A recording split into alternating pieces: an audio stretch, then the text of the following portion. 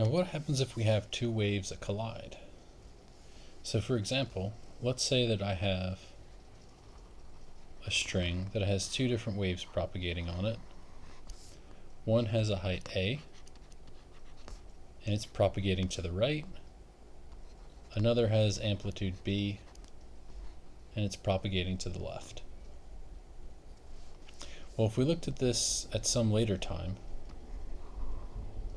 we'd see that we would have them, kind of blend together. And then just a little bit later, we would appear to have one wave, but now its amplitude is A plus B.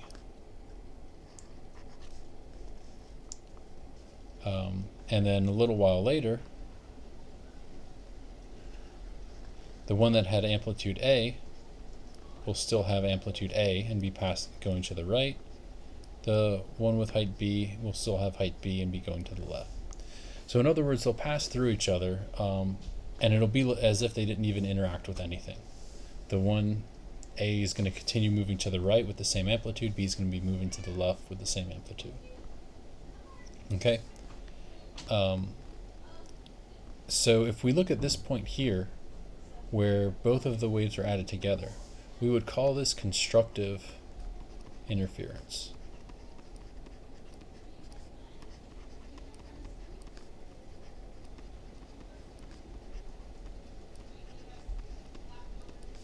Because we've added the waves together.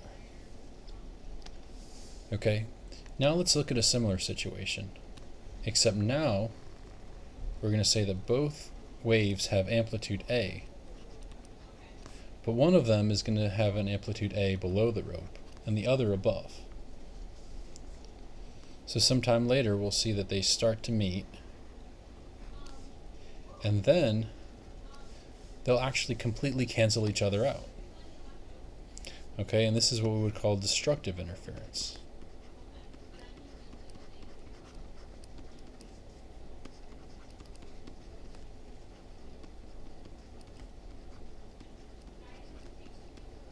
But even with destructive interference, afterwards, we still have the two waves basically passing through each other with amplitude A, like the other one was never there. Okay, and then of course, the most common case is just going to be some kind of mix between the two, where maybe we have one that's a height A above, one that's a height B below.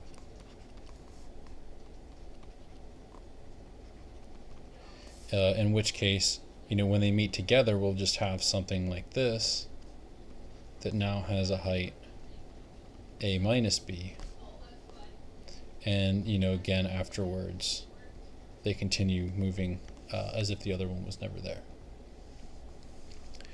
And so the reason we can do this is because we say that if we have two waves, so if we call this wave 1 and this wave 2, then the new function of the wave is the new wave is a function of x and t, is wave 1 x comma t plus wave 2 x comma t.